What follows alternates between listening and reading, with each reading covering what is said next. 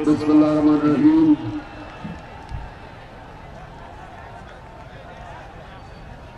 इय्याका नअबुदु व इय्याका नस्तईन। मेरे रावाली के अजीम पाकिस्तानियों, मैं आज आपके सामने जो मुल्क के हालात हैं, जिसकी वजह से हम आज इस रास्ते पे हकीकी आजादी की मार्च इस्लामाबाद में जिस वजह से लेके जा रहे हैं, मैं सारे राहवाली के मेरे बाशऊर पाकिस्तानियों, आपने मेरी ये जो बात गौर से सुननी है, क्योंकि मैं चाहता हूं कि जब मैं इस्लामाबाद पहुंचूं और मैं आपको कॉल दूं तो आपने मेरे साथ मुझे इस्लामाबाद में मिलने के लिए इस मुल्क की हकीकी आजादी की जिहाद लड़ने के लिए आपने सबने मेरे पास आने हैं। अब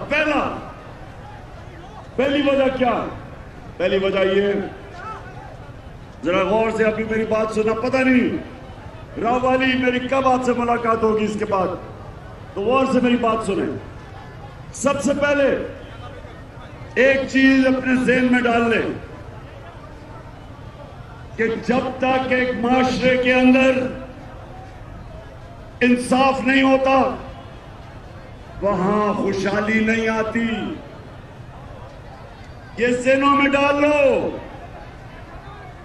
कि इंसाफ का मतलब क्या, कि सारे शहरी कानून के सामने एक बराबर होते हैं। ताकतवर और कमजोर के लिए एक कानून होता है, इसको इंसाफ कहते हैं। पहले समझ है इंसाफ क्या होता है। इंसाफ का मतलब हर शहरी के जो हुकूक होते हैं उनकी उस मुल्क की अदालतें हिफाजत करती हैं। और मेरे नबी सल्लल्लाहु अलैहि वसल्लम ने मदीना में जब वो हिजरत करके गए मदीना, तो मुसलमान गरीब थे, बुरे हालात थे। इसको नीचे कर दो, नीचे कर दो। बुरे हालात थे, लेकिन मेरे नबी सल्लल्लाहु अलैहि वसल्लम ने सबसे पहले अदल और इंसाफ कायम किया। खुशहाली बाद में आई, पहले इंसाफ आया। मेरे सामने सिंगापुर, हम जाते थे, गरीब इलाका था, कहां पाकिस्तान और कहां सिंगापुर। हम सबसे तेजी से तरक्की कर रहे थे 50 साल पहले, 55-60 साल पहले। सिंगापुर आजाद होता है, एक उनका लीडर आता है और सबसे पहले इंसाफ कायम करता है। सिंगापुर में सबसे पहले कमजोर और ताकतवर के लिए एक कानून बनाता है, करप्शन खत्म हो जाती है। पाकिस्तान आज हमारी औसत आमदनी तकरीबन $2000 है। सिंगापुर और हमारी औसत आमदनी 55 साल पहले एक ही जितनी थी, क्योंकि सिंगापुर में इंसाफ कायम किया। आज हमारी तकरीबन $2000 है, सिंगापुर की $60,000 औसत आमदनी है। आगे निकल गया क्योंकि उसने रहमतुल आलमीन मेरे नबी सल्लल्लाहु अलैहि वसल्लम सब इंसानों के लिए रहमत बन के आए थे। जो भी उनके रास्ते पे चलेगा, चाहे वो मुसलमान हो या ना हो, अल्लाह की नेमतें, बरकतें आएंगी, खुशहाली आएगी। वो आगे निकल गया। हमारा सबसे बड़ा मसला, मैं अपने नौजवान को बताना चाहता हूं, सबसे बड़ा मसला ये है कि इंसाफ नहीं है। छोटा चोर चोरी करके जेल में, اور بڑا ڈاکو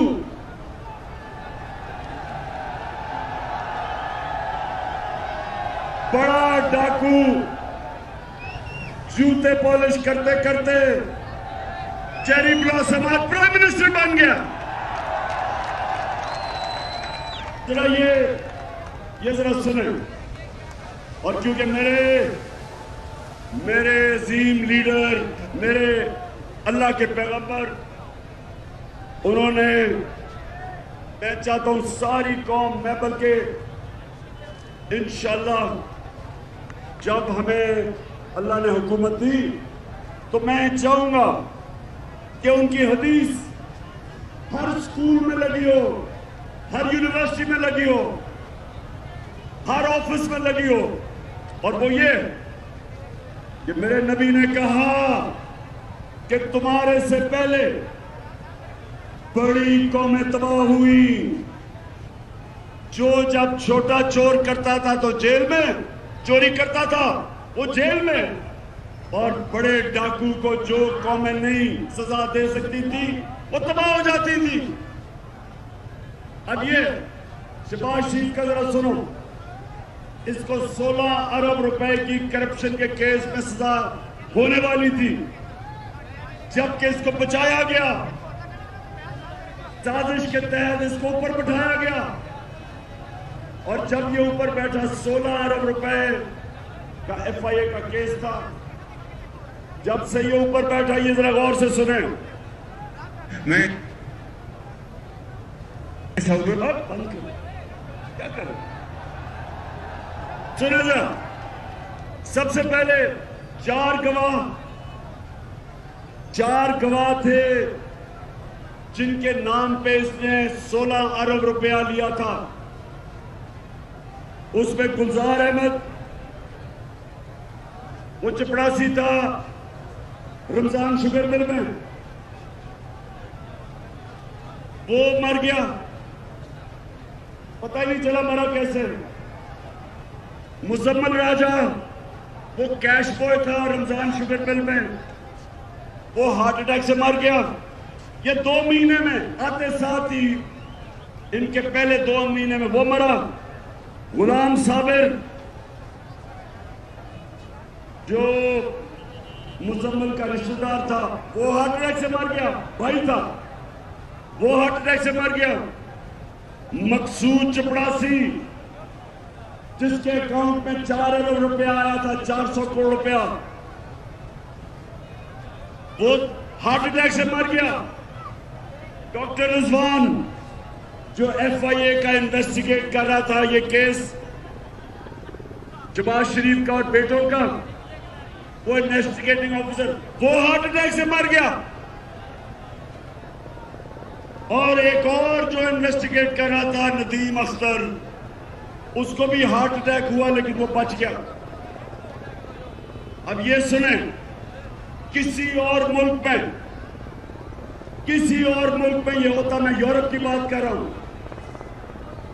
میں ان ملکوں کی بات کر رہا ہوں جدھر انصاف ہے. ابھی انویسٹیگیشن ہونی تھی، اس کے اوپر انویسٹیگیشن ہونی تھی. کسی نے نہیں پوچھا کہ کیسے سارے لوگ جو گواہ تھے سب مر گئے. اور اس کے علاوہ رانا ثناء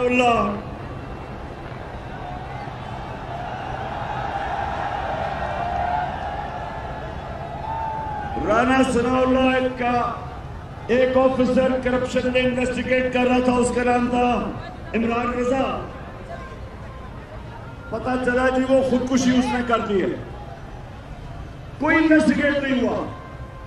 میں یہ آپ کے سامنے کیوں کہہ رہا ہوں کہ کبھی بھی ہمارا ملک ترقی نہیں کر سکتا جب تک یہاں انصاف نہ ہو، جب تک طاقتور کو قانون کے نیچے نہ لے کے آئیں.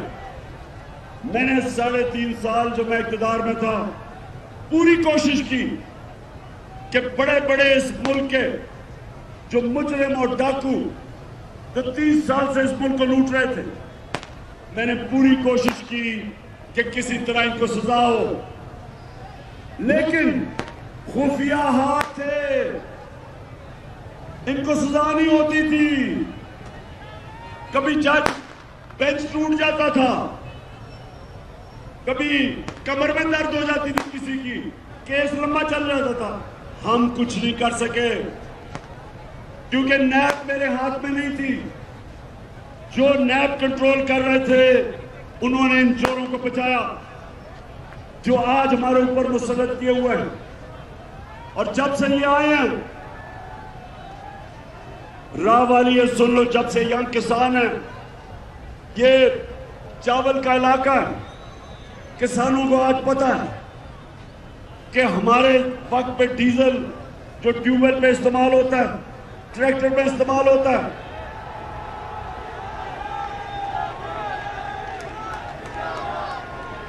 سوری میں غلط سے کہہ گیا، فضل الرحمان جو استعمال ہوتا ہے ان ساری چیزوں میں،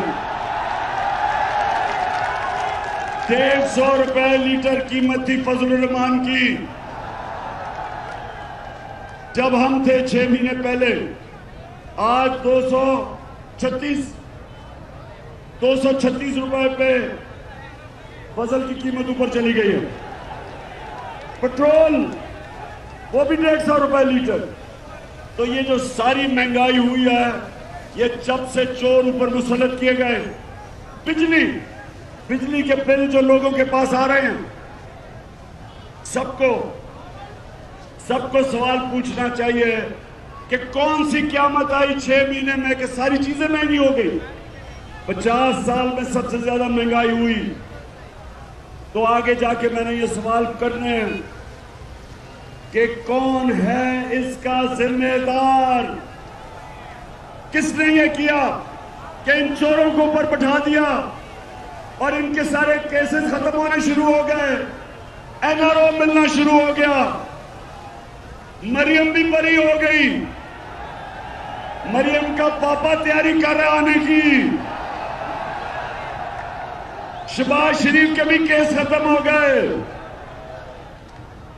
حمزہ شریف کے کیس بھی ختم ہو گئے، اور وہ اس ملک کی سب سے بڑی بیماری زرداری، اس کے بھی کیس ختم ہونے شروع ہو گئے.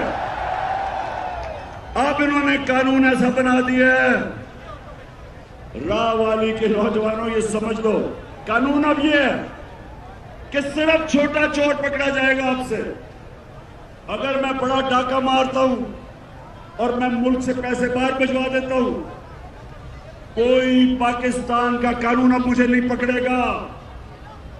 انہوں نے آ کے نیا قانون بنایا، انہوں نے قانون اب ایسے بنا دیے کہ صرف چھوٹے چور پکڑے جائیں گے.